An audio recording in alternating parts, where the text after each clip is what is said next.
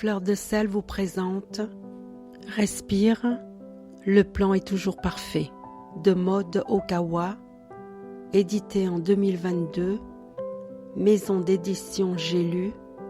Ce livre comporte 384 pages. 4e de couverture. Respire, le plan est toujours parfait. Tu ne le sais pas encore, mais tu es exactement là où tu dois être.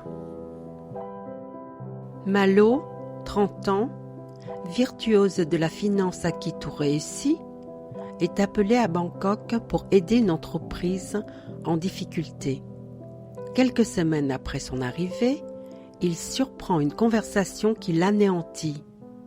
Il ne lui resterait plus que quelques mois à vivre. Au moment où il perd tout espoir, une vieille dame lui propose un pacte étrange. En échange de 30 jours de sa vie, le jeune homme sera-t-il prêt à tenter une série d'expériences qui pourraient bien modifier le cours de son destin? Malo accepte, et le voilà embarqué dans un incroyable périple aux saveurs et aux parfums de la Thaïlande, au terme duquel il découvrira peut-être l'ultime vérité.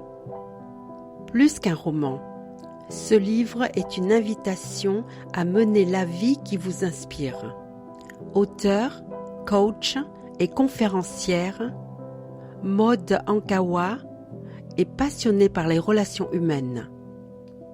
Après son best-seller Kilomètre Zéro, elle signe un second roman empreint de sagesse, d'humanité et d'optimisme qui transformera profondément la vie de ses lecteurs. À toi, mon amour, qui chemine à mes côtés depuis 20 ans. À vous tous, chers lecteurs, qui m'avez donné le courage d'être moi-même. Je vous souhaite un merveilleux voyage. Avec toute ma gratitude, Maud. Page 15. Saveur coco. Citation. Les gens n'ont pas toujours besoin de conseils. Parfois, ils ont juste besoin d'une main à tenir, d'une oreille pour les écouter et d'un cœur pour les comprendre. Marcel Prévost. Quel dommage! Partir sans avoir goûté mes cocos locaux? Malo sursauta. Le canon froid du revolver se décolla d'1 centimètre de sa tempe en sueur. « Qui êtes-vous? Que faites-vous dans mon bureau ?» La vieille dame qui lui faisait face lui adressait un magnifique sourire. Affublée d'un tablier qui recouvrait sa robe, les cheveux grisonnants tirés en arrière, elle fixait des yeux le jeune homme dont le geste était resté figé en l'air. Malgré son petit 1,50 m, une force et une sérénité singulières émanaient d'elle. D'un pas rapide, elle s'approcha du bureau et lui tendit une barquette en aluminium contenant de petits gâteaux ronds. Page 77. Attendons de voir. Citation. Les seules personnes sans problème sont celles qui sont dans les cimetières. Anthony Robbins. 4 jours s'écoulèrent et Malo ne recevait toujours aucune nouvelle de Phueng. Il s'était rendu chaque soir à son stand au marché de nuit, mais seule sa remplaçante, qui ne parlait pas un mot de français ni d'anglais, l'accueillait avec de grands sourires en lui offrant de goûter ses cocos locaux. Sa fille et son gendre étaient également introuvables. Pendant ce temps, la date du voyage approchait. Zoé, Mathieu et Marie-Odile avaient pris en main toute l'organisation et les salariés, réjouis par ce break inespéré, redoublaient d'efforts pour sortir la nouvelle version à temps. Malo était face à un dilemme. Il n'était pas question de s'en aller sans prévenir Phueng, mais il ne pouvait pas non plus laisser partir seul son équipe. Page 149. Point de pression. Citation. Rien dans la nature ne vit pour lui-même. Les rivières ne boivent pas leur eau. Les arbres ne mangent pas leurs fruits. Le soleil ne brille pas pour lui-même. Vivre les uns pour les autres est la loi de la nature. Auteur inconnu. Malo revint le lendemain à la même heure comme Surpan le lui avait demandé. Cela faisait longtemps que son sommeil n'avait pas été si profond. La discussion de la veille avait ouvert des portes en lui, il se sentait entier. Ses trapèzes crispés, qui tenaient sa tête, et la turbine qui lui servait de cerveau, avaient lâché d'un coup, permettant comme par magie à son cœur de manifester un puissant élan d'amour envers lui. Surpan proposa à Malo un moment de silence pour ressentir son corps.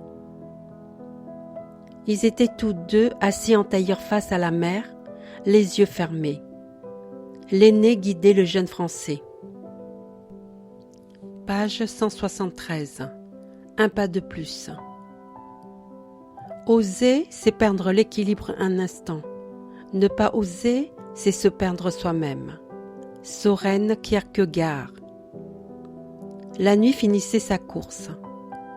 Après un footing matinal, Malo se déchaussa et marcha un moment le long de la plage, les pieds dans l'eau.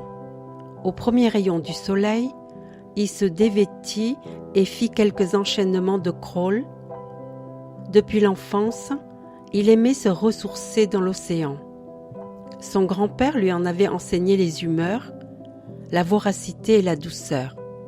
Certes, ce n'était pas l'Atlantique, mais les deux océans ne se rejoignaient-ils pas ? Rien ne les séparait en dehors des cartes géographiques. Quand il nageait, il se sentait connecté à ses grands-parents, à la planète, à quelque chose de plus vaste que sa simple personne. Il avait conscience d'appartenir à une énergie unique, d'être relié à la terre-mère, sa mère qui restait présente en lui malgré la mort. Page 287. La vérité. Citation. Quand le mensonge prend l'ascenseur, la vérité prend l'escalier. Elle met plus de temps, mais finit toujours par arriver. Auteur inconnu. Ce matin, le capitaine avait pris son courage à deux mains pour se rendre au centre hospitalier de Lannion où Justine finissait son internat. Il n'était pas à l'aise. Il avait une sainte horreur des hôpitaux et, surtout, il ne savait pas comment présenter ce qu'il avait à lui dire. Il n'avait pas fermé l'œil de la nuit, répétant en boucle les moindres mots de son discours, mais ceux-ci s'envolaient à chacun de ses pas. « Capitaine, que se passe-t-il » questionna Justine, surprise de croiser le vieil homme au sortir d'une chambre. Elle fit signe à ses collègues de continuer les soins sans elle, lui saisit le bras et l'aida à s'asseoir sur une chaise dans le couloir. Page 359. Entre eux deux. Citation. Toute personne qui réussit avait un rêve et l'a poursuivi jusqu'au bout. Anthony Robbins. Endors-toi, mon trésor. Il est tard. Je veux dormir avec papa, gémit Lou en s'agrippant à l'avant-bras de son père. Lou était trop excitée pour dormir. Elle avait passé la soirée à écouter les adultes évoquer leurs souvenirs d'enfance et à s'imprégner de leurs histoires en mangeant les galettes que Madou cuisinait à la demande. Repue, dans les bras de son père, elle luttait maintenant pour ne pas sombrer. Dès que Morphée s'emparait d'elle, elle se réveillait en sursaut pour s'assurer de la présence de celui qu'elle avait attendu toute une vie. Tard dans la soirée, Madou décréta qu'il était temps de se coucher. La maison était assez grande pour accueillir tout le monde. Justine, Malo et Benjamin l'aidèrent à faire les lits, puis Justine coucha Lou qui demandait encore.